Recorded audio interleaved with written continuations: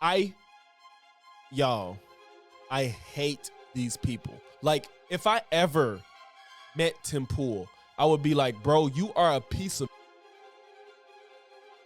Why do you walk through life being this dishonest about everything that comes out of your mouth? And he's a black man, and he made a video just last week, and he said, "I can't believe this happened to me. I got pulled over by the police."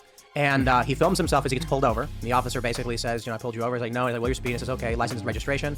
He hands him his ticket and says, just sign here. It's not an admission of guilt. It's just an acknowledgement of receipt. He signs it. And he says, slow down for me, buddy. He says, you got it. Thank you, sir. And that's it. End of story. Congressman, I think wow, Tim. That was groundbreaking. Now I understand. You know somebody that wasn't mistreated by the police that was black, so it doesn't happen. We're free! You know what I'm saying? Drop a like, leave a comment, let me know you're in here. We finna have fun tonight.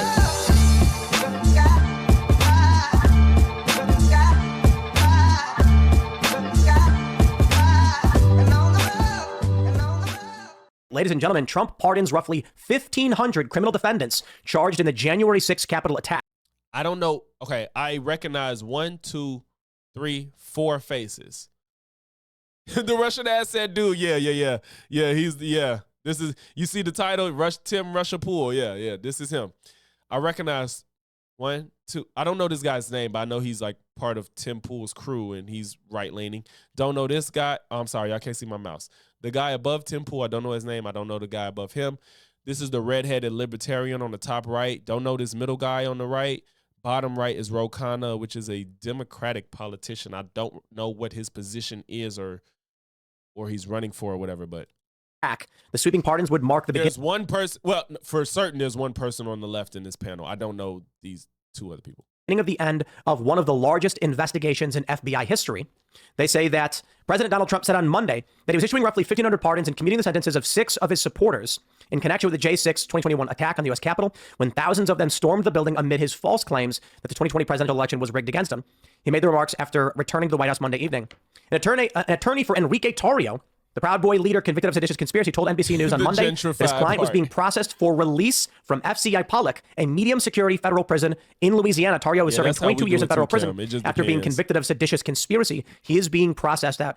Now, if you an hour from Chicago, you can't claim Chicago. I'm sorry. Like, it's some suburbs that can't say Chicago. It's some suburbs where you tell outsiders I'm from Chicago, and then there's some suburbs that some outsiders can't claim Chicago because you just you're not, no. Some is not acceptable. An hour out from Chicago, you can't say Chicago. Prison. So we expected this. Trump said he was going to do it. The rumor is that, I suppose, as he's saying, some of those who were violent and did go to prison and were convicted have been commuted, and then it's a blanket pardon for some 1,500 other people. I'm curious what you guys think. I'm curious what you, congressmen, think about all of this.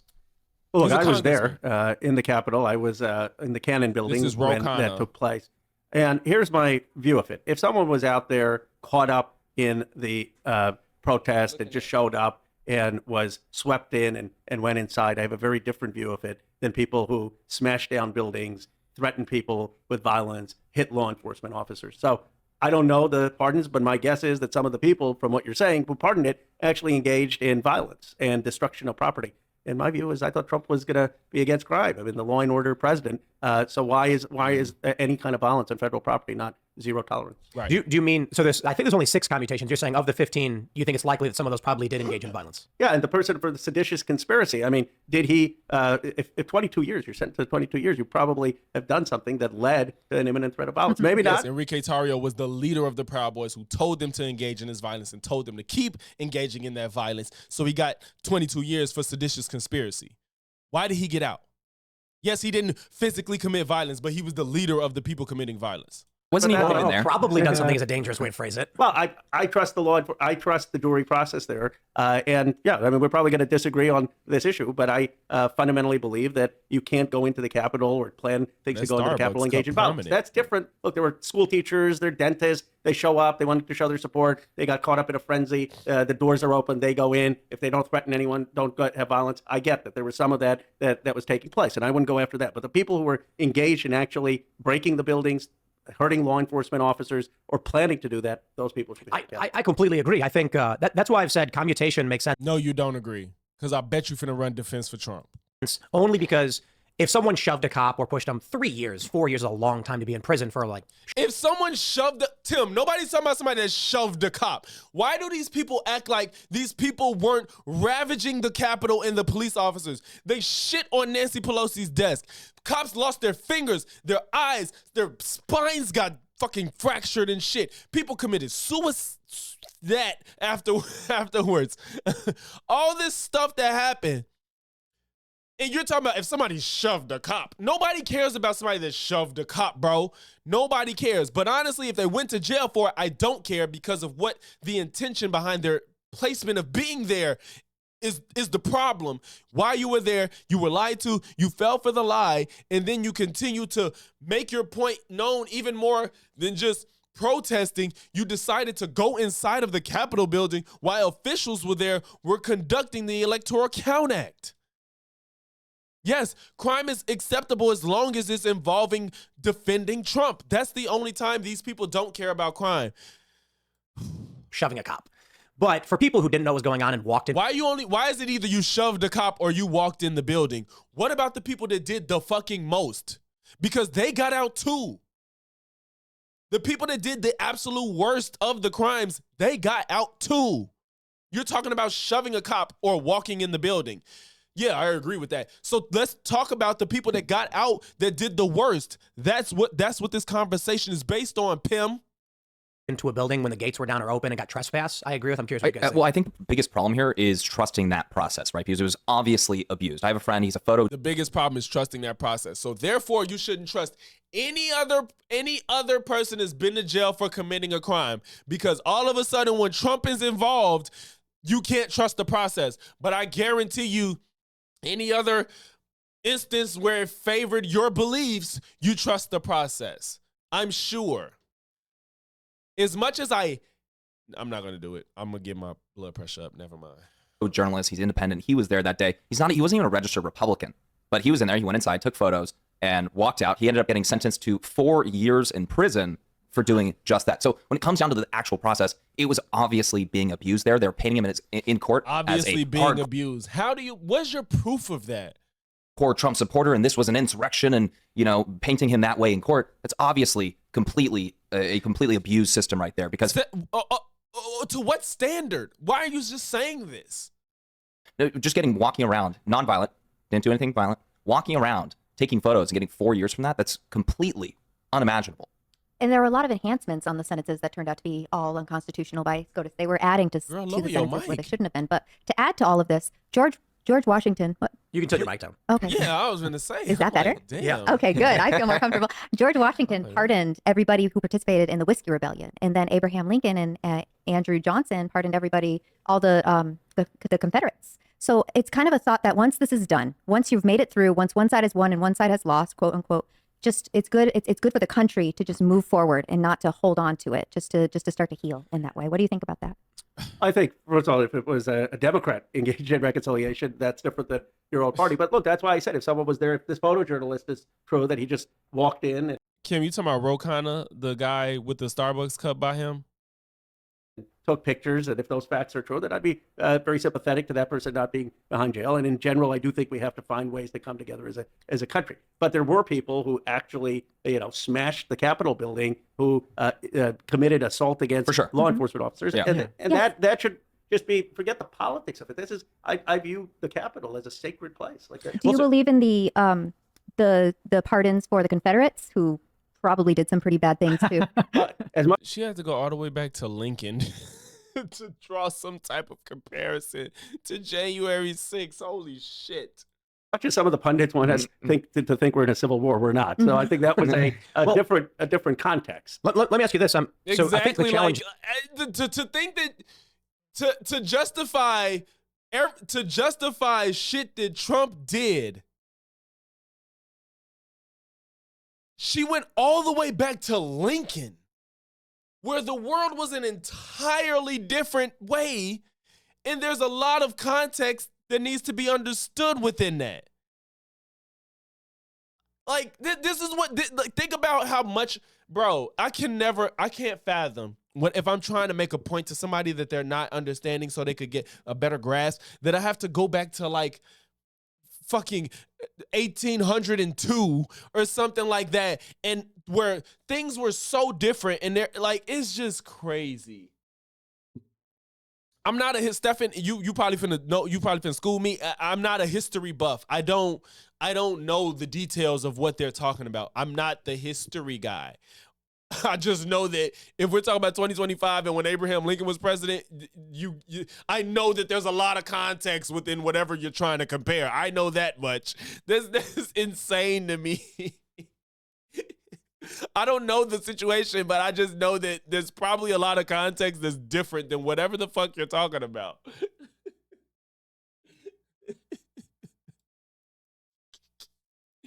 That many of us have is on May 29th, 2020, there were several thousand far-left activists, I would say many of them extremists, who tore down the barricades of the White House, firebombed the White House grounds, set fire to St. John's Church. Yeah. We did not see Capitol Police launch an investigation. We did not see FBI raids across the country.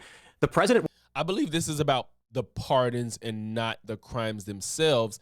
And also, you didn't see it because you probably didn't want to. There's no world where I think that people firebombed the White House and made the president go into the bunker and all this violence in the streets and nothing came of it. That is a world that Tim Pool lives in and conservatives, but not the real one. Whatever world that is, I'd visit, but I don't want to live there. Was forced into the emergency bunker. The corporate press, the media, I'd visit for research purposes. Mocked him over it, calling him bunker boy. So that happened well before January 6th. Seeing the photos of the smoke rising up in D.C. If Joe Biden pardoned those people, then we have a conversation. But that's not what we're talking about, Pim. See all across the city, from the chaos and the rioting, seeing no law enforcement action. For me, I'm kind of like, well, what else is new? I've been covering protests for a decade. Then when January 6th happens, to see a nationwide raid that actually resulted in, there was a woman in Alaska who was wrongly identified. They stormed her house. And I'm thinking to myself, they're willing to send feds to Alaska to raid the wrong woman's home. And they won't even do a simple local investigation into who set fire to St. John's Church. More importantly, who firebombed the guard post of the White House. Yeah. I mean, the White House grounds was on fire. Yeah, there was about 60 secret. I just love, you know what I'm saying? Like this, I did this in the other video where he was going against Luke Beasley.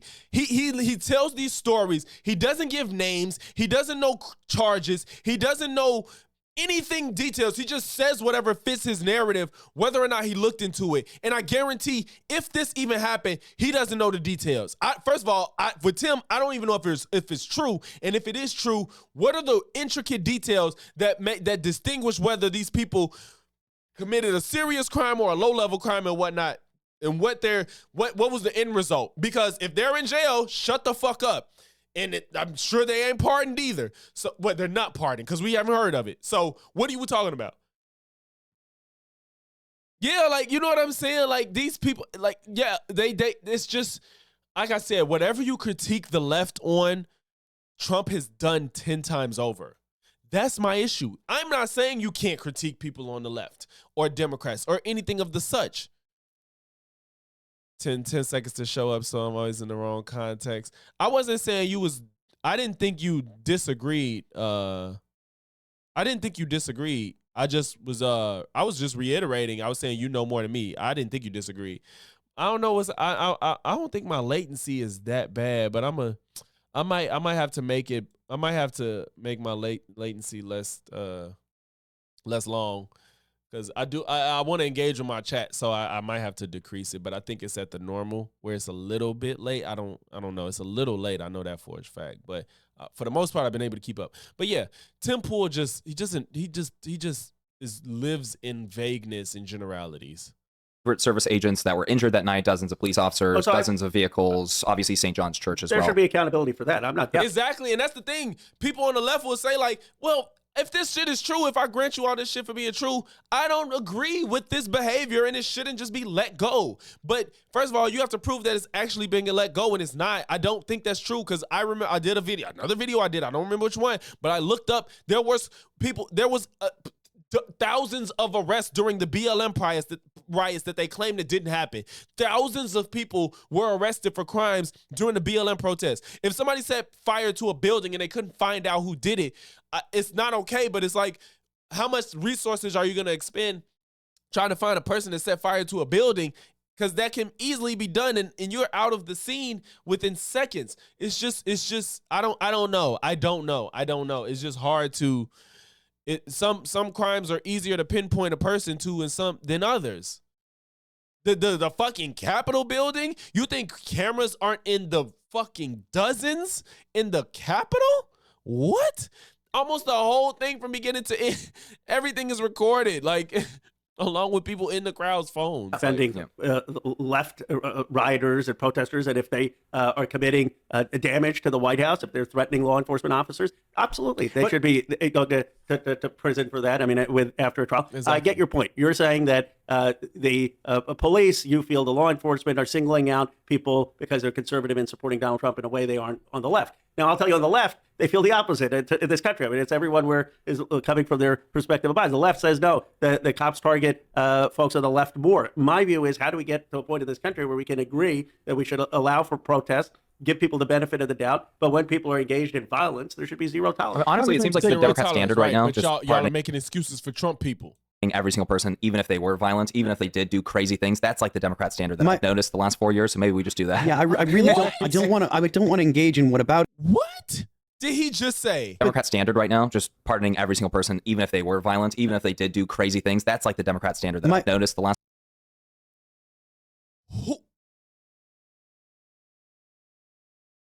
It's the orange Kool-Aid has been distributed in numbers that, just as Trump would say, we've never seen before.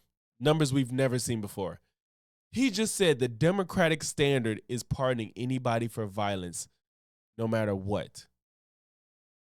Who's done that? Where did that happen? Point me to the examples. Last 4 years, so maybe we just do that. Yeah, I really don't. I don't want to engage in whataboutism, and I share your. As I'm about to engage in whataboutism. Your opinion, but it's really hard to say that we need to hold the J6 rioters accountable, and that we do have to worry about the rule of law when there have been multiple times. I'm not going to get specific because again I don't want to get into what about. I'm not going to get into. This is absolutely. I can never be this stupid. Like, how do you get on the internet and be this dumb? He was dumb in the Luke Beasley and Tim Pool conversation. The man said, I don't want to engage in whataboutism, and then continues to engage in whataboutism. And then says, how can we set a standard where we want to hold J6ers accountable, but the left doesn't hold, I don't want to get into specifics because I don't want to engage in whataboutism, and still continue to try to make some type of point that there's the behavior is happening on the same side when clearly you're trying to avoid showing that the behavior does not happen on the other side. And people listen to this and they believe it. I just don't understand how this is real life now. How is this happening? Like, this is crazy to me, bro. Like, this is the type of shit why I made the Lord Jamar video, because it's just unfathomable that we're in a world where people will consume content and they don't think about what they're hearing in the slightest. How do you, like, one of my standards when I watch content is this person really an honest actor, even if I disagree with them? I just don't want you to be engaging in conversation in a point where you're just behaving as inhuman, like, or just unreasonable. That shit pisses me off, where you're just actively lying to people and just not even being rational in the slightest. I don't care about you disagreeing. I care about you being honest and realistic in what you're saying. And people do, like, it's people on the right that I see, that I watch their content because I think they're honest in what they're doing, even though I staunchly disagree with them. But I think they're honest in their perspective, and that helps me create better arguments for what I believe when I watch people that are honest about what they believe on the other side. This type of shit is infuriating to me. But there have been multiple times where it seems like one political opinion is suppressed and another political opinion isn't. So it's really, so I agree with you and I understand your position, but it's really hard to accept that that now it matters when there have been multiple times in the past, 5 or so years that that hasn't been the standard. The George Floyd riots were some of the worst we've seen in decades. The most destructive in U.S. history. I think it's somewhere in the mid-20s of confirmed deaths from the rioting, and $30 billion or something like that in damage. There were an additional 10 deaths from ancillary instances. There was the murdering of retired Officer Dorn, I believe. A police department was burned to the ground.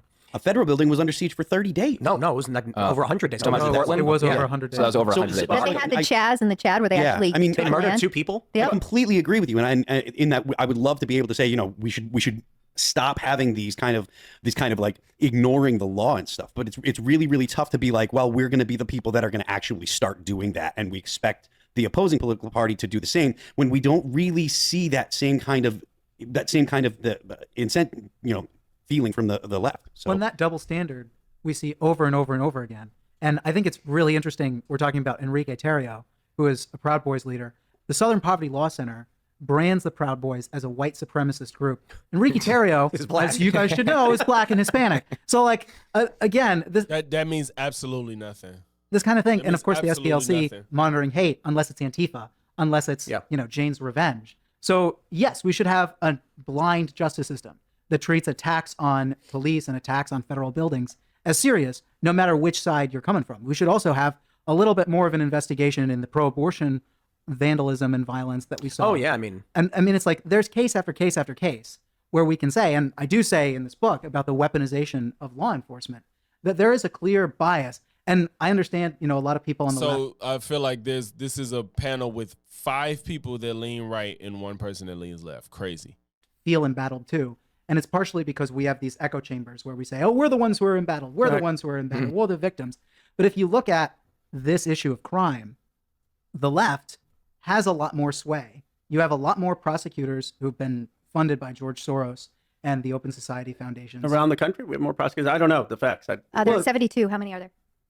Of total? Funded by George Soros? Yes, he did 72 elections. So how many total? Yeah, are there? I don't know how many are still in. Here you go. They finna compare George Soros to Elon Musk, and there's no comparison. Let's go. I think it's like in cities. Yeah, but the locations that his the main thing is the blue cities where they've taken over. It's emboldened crime because they're not prosecuting people. 2,300. The policy is called restorative justice. The idea that people that have been in oppressed groups or marginalized groups have to be treated differently under the law, which is completely and totally antithetical to what we're talking about. That's antithetical to the Constitution. Yeah, that's antithetical to what our country was built on. When it comes to the Declaration of Independence, the grievances 8, 9, 18, and 19 all deal with captured courts, and the grievances 12 and 15 deal with 2 tiers of justice. So, I feel like the large shift that we've seen politically, like how Donald Trump ends up winning the popular vote, comes from a lot of moderates. You see Joe Rogan, Elon Musk, Tulsi Gabbard, RFK Jr., even someone like me. We are all liberal. I never consider myself like a Democrat, but if I went and voted, this nigga's not liberal. It was just like straight Democrat, the 1 or 2 times I ever did. And then what ends up happening is I watch the news, and what do I see? I see far left rioters throwing firebombs, smashing things repeatedly over and over again. I personally end up going down and covering some of these riots and these protests. And I see instances where they get arrested. I was at the Trump's inauguration in 2017, and there were hundreds of far left extremists who set fires, smashed windows. A limousine was torched. It was owned by an immigrant. It was a contractor who was doing rides. Numerous fires, and then they mass arrested several hundred people. I end up getting caught up in what they call a police kettle, and I, as well as a few other journalists, presented our press cards, waited patiently, and eventually got released. These individuals who got arrested, who were clearly engaged in violence, ended up not only having their charges dropped, but they sued the federal government and won over $1 million. We don't have one. He's not going to be specific. Y'all see what I'm talking about? He's not going to be specific about shit. I need specificity when you're talking about stuff like this. You can't just say this and I just got to be like, damn, that's crazy, bro. Fuck out of here. So here's someone like me where it's like, I grew up Chicago, liberal, punk rock, all that stuff. And then I'm like, oh, that's how it goes. Then I see a bunch of right-wingers go out and protest, and it's nationwide manhunt. And to the point where, I certainly agree anybody who's violent should go to jail. You hit a cop, you go to jail for that, Yep. I met one couple that showed up to the Capitol several hours after everyone had already left, and there were just people standing in the lawn. They walked up an open sidewalk, up to a building where the doors were wide open, no broken glass on the other side of the building, and they walked in and looked around. Exactly, Kim. The people, if anybody got arrested for the riot for any, you know, crimes for the BLM riots, they didn't get a pardon, which is what this is supposed to be about. They claim nobody got arrested, which is literally not true, that people did not get arrested for crimes during BLM. Those people didn't get a pardon. This is about the pardons. You're lying about something that's not even the fucking topic at hand. Because they know they feel like they can win on this topic because their audience isn't going to go look and see if people got arrested during BLM for the most part. There might be 2 people out of 2,000 that might look up and see, did anybody get arrested during BLM? And then they'll see that people got arrested during BLM riots, but they know that most of their audience isn't going to do that. They're just going to listen to them, and that's all it takes. So they're not going to acknowledge it. So they're just going to jump and say nobody got arrested because they know they can't confront the fact that nobody got a pardon for it. They can't confront that. What's good, F. Wood? Appreciate you for sliding. So they know they can't engage in the conversation of people being pardoned from the BLM riots because nobody got pardoned from the BLM riots. So they literally avoid that and just talk about they didn't get arrested because their audience is not going to look it up. And didn't know what was going on, didn't see anything. Because they don't have to look up if people got pardoned from BLM riots because they would know, because we get announcements about Joe Biden's pardons and presidential pardons in general. They announce that shit openly. So that's not as much work for anybody to do. People are lazy. And then I think it was yeah, like literally they get by on lies and it's crazy. I just can't wait for the documentary of the age of misinformation. A year later, they got their home raided and this man and this woman were sentenced to 18 months in prison and they had no idea why. So when I see something like that, I think that is why you end up with people saying, Trump pardon everybody. We don't trust the system anymore. That's bullshit. We've seen too much violence. You don't trust the system that you created to be untrustworthy. Got it. Yeah. I mean, you had those 2 individuals in New York who were giving out Molotov cocktails. Got a slap on the wrist. You talking about the lady that firebombed the car was in Philadelphia? The 2 lawyers. 2 lawyers were giving out Molotov cocktails in New York City. Yeah. Give me names. You see what I'm saying? Like, we never get specificity with him. And the moment there's specificity involved, he's wrong. Every time. Every time you have to be specific about his claims, he's wrong. The same thing with Enrique Tarrio. He didn't know shit about it, and he tried to yell at Luke Beasley for like 5 minutes about him not knowing shit. Luke assessed it correctly for not knowing every single minute detail, but knew the general idea of what happened. Tim looks it up, wrong. Tim, who are these 2 lawyers? They were passing out Molotov cocktails and didn't get arrested. Give me the name so I can look this up and know exactly what happened. And they end up getting a slap on the wrist. No federal charges. Akash Patel talked about it. Right. So that breaks my confidence in the justice system being fair and reasonable. And then when someone comes to me and says that Donald Trump is guilty of a crime, I say, yeah, I'm reading those documents. Someone comes to me and says Enrique Tarrio committed seditious conspiracy. I say, yeah, right. Yeah, let me see those documents because it involves Trump. Y'all see what's happening? He cares about the specifics when it involves Trump. But if it's somebody that's against Trump, we're not going to look into any specifics. Well, just to show he's full of shit, I just looked up this Molotov cocktail stuff. Judge sentences second New York lawyer in Molotov cocktail case. So they didn't just go get a slap on the wrist. Well, no, I'm sorry. The argument was they got a slap on the wrist. So I guess whatever the sentence wasn't hefty. But let me see. A second former New York lawyer has been sentenced to 1 year and 1 day in prison for participating in a Molotov cocktail attack during a New York City protest in 2020 following the death of George Floyd. Well, that in itself dispute the fact that nobody got arrested during the 2020 riots, right? Right, okay. And a year and 1 day. So they gave away Molotov cocktails for the 2020 riots and they got a year. I do think that that's reasonable. I don't know, like... First of all, I don't know what happened with that. Let's read. Colin Fermatis, 35, pleaded guilty to carrying out the attack on an empty New York Police Department patrol car.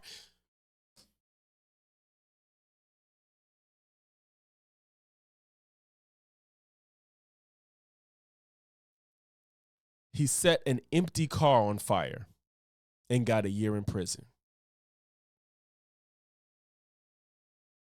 He set an empty police car on fire. And he'll have to pay $30,000 of restitution to the police department for the destroyed van and serve 1 year of supervised release after his jail sentence. Bitch, I dare Tim Pool to... Bro, these people are insane, dog.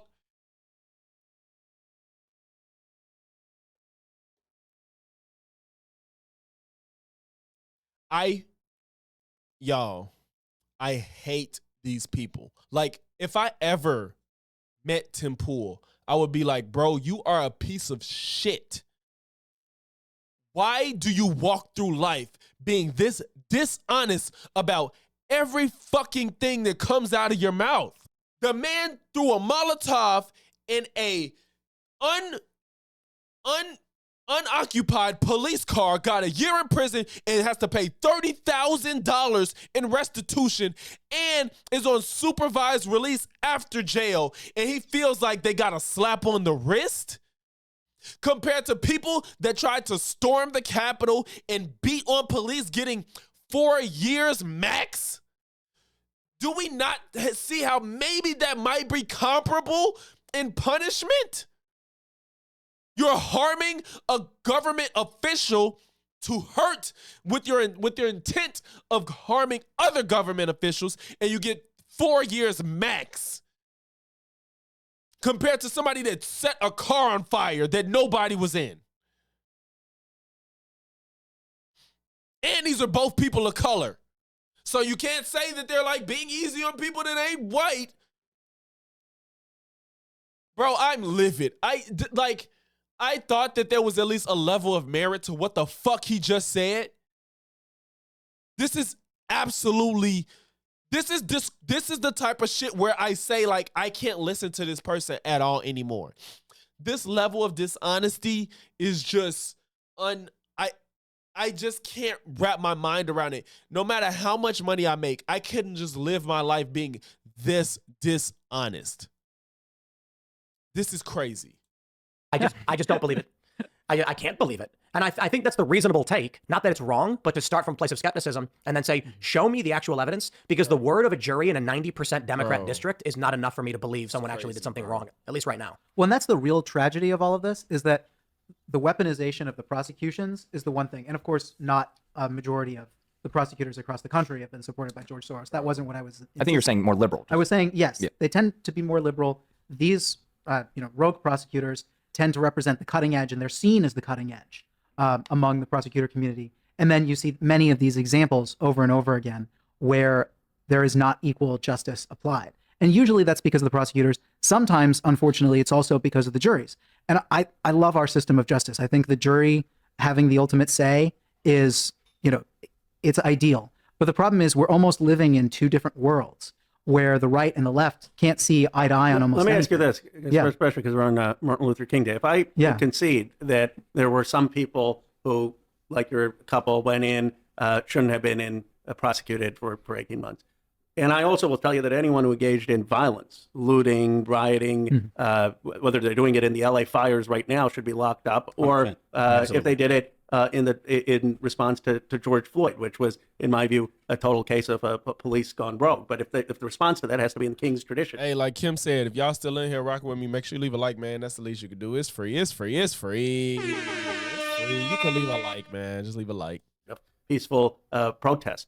Well, would you though concede that historically and still today, if you're black in America, there is still often bias from the police force where you could be pulled over in a way that you wouldn't be if you were Indian or if you're in a certain neighborhood? And can you understand from the other perspective of some of these folks who were protesting, I'm not justifying it, how they see what you see as the law enforcement biased against those who are conservative, and they're saying, no, the law enforcement actually has been in certain places biased against us? Or do you think there could be some... I don't like how that was such a shift in the conversation. This wasn't about being treated differently because of your race and stuff. Like, this was about the fucking pardons, bro. He easily could have said, if I concede X, Y, and Z, can y'all concede Z, Y, and X? Like, that's like, he literally laid it out and then just shifted the entire conversation. This was not about like disparities in racial prejudice and stuff like that. That's a conversation, but that's not what y'all was talking about, bro. Why you just fuck up the damn? You had a dunk on them and you just changed the conversation completely. I'm biased there. The way the media covers it makes it suggest like it's a epidemic, and it's not. Shut the fuck up. Like, yes, I will agree that the media does sometimes act like it's a bigger problem than it is, but that's the point of the media. That's the point of the media. But y'all lie. Like, it is like the media does make certain novel situations seem like more than what they are in the moment, but it's because of how bad it is. But then some people take that as like, look, we keep seeing it on the news, so it's so prevalent. It's like, well, the reason it's on the news is because it's not that common. That's the thing. Seeing someone trying to find common ground with extremists like Tim Pool is so gross. Like, yeah, and not only are you, the thing is, you want to try to find common ground. Well, I don't want to call it common ground. What Ro Khanna is trying to do is trying to make him concede something that he don't think he would concede. I don't think there is a common ground with people like Tim Pool because he doesn't engage honestly with anything. He doesn't know shit and he just talks. He just talks. And so it's no way to ever come to common ground because he doesn't know what the fuck he's talking about. I absolutely want answers. I will not concede that. See, and the reason why he changed the conversation to thinking he had something that he would concede on, and Tim won't even concede on the shit. That's crazy. Tim don't even think that black people face different challenges.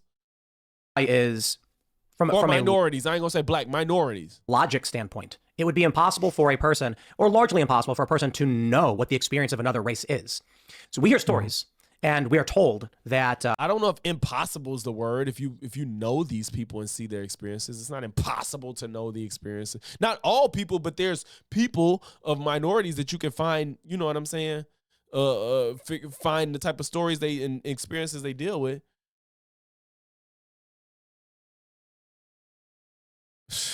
Brickshaw, I feel you. Like in real life, it's far more draining in real life. But I'd rather do it with people like this because in real life, I'm not trying to embarrass the person. I just want them to just better think about their takes. But with people like Tim Pool, I would be trying to embarrass them. That would be the goal. I don't feel gross because I would be pulling gotchas and all that shit. Tim Pool is just dishonest. I would only people that are dishonest. That's who I would try to. That's who I would. Not. I wouldn't feel gross about tactics with dishonest people because why? Why? Just like with Trump, why am I playing fair with you? Fuck, your audience probably not gonna like me no matter how honest or dishonest I am. Your audience not gonna. I'm not gonna get your audience. So fuck it. Black people in this country experience bias at the hands of police officers. I actually believe some of these stories are probably true, but it's hard to quantify it literally or numerically. And so the issue I run into is from the south side of Chicago myself. I saw no difference between the Mexican, white, mixed, Asian, black people in my community when the cops were hassling us. Then I see these stories from the left where they say the talk, something that white people don't understand. And I'm like, what are you talking about? Everybody in my neighborhood did the talk. When you were a kid in the south side of Chicago, be it white, black, Mexican, Asian, no matter what you were, your parents told you, if you get pulled over, you turn your car off, you put the keys on the dash, you turn the dome light on. It's not acceptable, Kim, whatsoever. It's not. Turn the radio down, wallet on your dash, hands on the wheels, and don't move because a cop could shoot you. Everyone got that story. So then when I'm told that there are these racial disparities because cops are treating certain minority groups a certain way, I say, okay, tell me the story. I hear a story from someone who's a minority, be it black, Mexican, or Indian or otherwise, and I say, that's crazy. I can't believe that happened to you. I have stories too. But then people tell me my stories don't count. Or what ends up happening to me is if I say I'm mixed, they say, see, it proves it. If I don't tell them I'm mixed, they say, you're white, you don't understand. There's for me. You're getting to the heart of the issue, I think. I love the anecdote. I think, and part of the reason Trump won is that there are a lot of people in working class neighborhoods, white working class neighborhoods, who have suffered tremendously because jobs were offshored, because of the opioid crisis, because they have not had economic opportunity. And one can say that is true and not deny their experience or look down upon them or make it kind of a pyramid of suffering or victimhood, and still acknowledge, in my view, that race also has a factor. It's not just, and that doesn't take away from the issue of people who are white and working class. And I think that's part of the challenge in this country is how do we have that conversation? I think humans are tribal, so race plays a factor. Politics can also play a factor. When you are perceiving someone who's different from yourself, and you haven't been trained, as I think many of us rightly were in this room, to judge someone based on the content of their character, not the color of their skin, it's very easy to see in the other something that you dislike, that you think they're singling you out, that they're being, I think that inherent distrust of tribalism is at the root of a lot of the perceptions of this supposedly widespread violence. We had a video from, do you guys know King Randall? Personality. I think we've had him on the show before. Yeah, and he's a black man, and he made a video just last week, and he said, "I can't believe this happened to me. I got saw pulled over that. by the police." And he films himself as he gets pulled over. And the officer basically says, "I pulled you over." He's like, "No." He's like, "Well, you're speeding." He says, "Okay, license and registration." He hands him his ticket and says, "Just sign here. It's not an admission of guilt. It's just an acknowledgement of receipt." He signs it. And he says, "Slow down for me, buddy." He says, "You got it. Thank you, sir." And that's it. End of story. Congressman, I think Wow, Tim. That was groundbreaking. Now I understand. Black people will never be mistreated by the police. You know somebody that wasn't mistreated by the police that was black, so it doesn't happen. We're free. The police won't harm us anymore. You guys, Tim said a black man wasn't harmed by the police, so we're good. Nothing will ever happen anymore, right? I need to see this video. This is groundbreaking. He knows a black person that didn't get harmed by the police, so it doesn't exist. Oh my God. I think cancer is next. I think there'll be no more cancer. This is amazing. This is amazing. Low IQ. This is fucking amazing. Oh my God. Fam, no more police brutality. No more disparity between black and white people. Low IQ. Oh my God. Low IQ. Low IQ. Bro, I'm astounded. Tim is today's Einstein. There's a black person that didn't get harmed by the police. Low so IQ. Now there's no Low more black IQ. people that will ever be harmed by the police because he saw it happen once in a video. Low IQ. Oh my God. Low IQ. Oh, Low IQ. I feel so great. This is amazing. I never thought this day would come. Like, yo, this is revolutionizing. Yes, MAGA. This is Low Trump. IQ. This is Trump's America. Low where we IQ. can know somebody that never got harmed by the police. Therefore, it's no Low longer a IQ. thing. It doesn't matter. Low IQ. It's just Low IQ. I just never thought this day would come. Oh man. today. Like, I think Get your butt agreeing with your down. point, maybe back in the day was certainly more easy. It's pretty fair that discrimination was pretty rampant in policing, let's say in the 50s, right? Early 90s I would even, say, yeah. yeah, sure, 60s, 70s, whatever. But today, I would argue that there's probably more demand for that racism than there actually is supply. Look no further than all the hoaxes we've seen recently, how much Democrat politicians leverage this, push this on their audience. I mean, I interview people all around the country. And most people are pretty darn good, right? You talk to a lot of people, they're honestly pretty great people. But you do run into people that genuinely are like fearful of white people walking around because they believe that maybe they're connected to the Proud Boys or they're racist and they'll hunt them down in the street or something like that. And you're just like, in what reality is this the case? Or how is this even possible? But it's because people, politicians, and media figures leverage this stuff to a lot of times push fear on the American people. I genuinely don't think there's that much supply for it today as there is demand for it. I will tell you, though, I do think systemic racism exists. And so I'll clarify what that means, because I know a lot of people in the audience are going to say, Tim, you're wrong. There are systems that were built over a long period of time back when this country had overtly racist laws and policies that remain in effect as barriers. For instance, redlining and blockbusting, which were legal practices in Chicago and in many other places, left behind structural remnants that exist today. So if someone comes to me and says, my family's impoverished largely due to the actions taken in the 1950s, which segregated us, and now we are struggling to get out of this area, that's absolutely 100% factually correct. The issue of individual biases, I think you made a great point about humans being tribal. I do agree with and think exists. But I think, outside of these structures, we have largely passed these laws to make that all illegal. And now I think the majority of the population is trying to avoid being racist. And they don't like being called racist, and we don't want that to be the principal issue. I do think we've largely dealt with it from a legal point. And now it's going to require, I think we have to be cognizant of these systems. Redlining and blockbusting, for instance, for those that don't know, redlining was when real estate companies would only sell property to black people in an area near the red line in Chicago, creating isolated pockets of racial segregation. And that results in, you don't have the same industry, you don't have the same tax base, you don't have the same schools, you don't have the same skill sets as a robust, eclectic, educated area.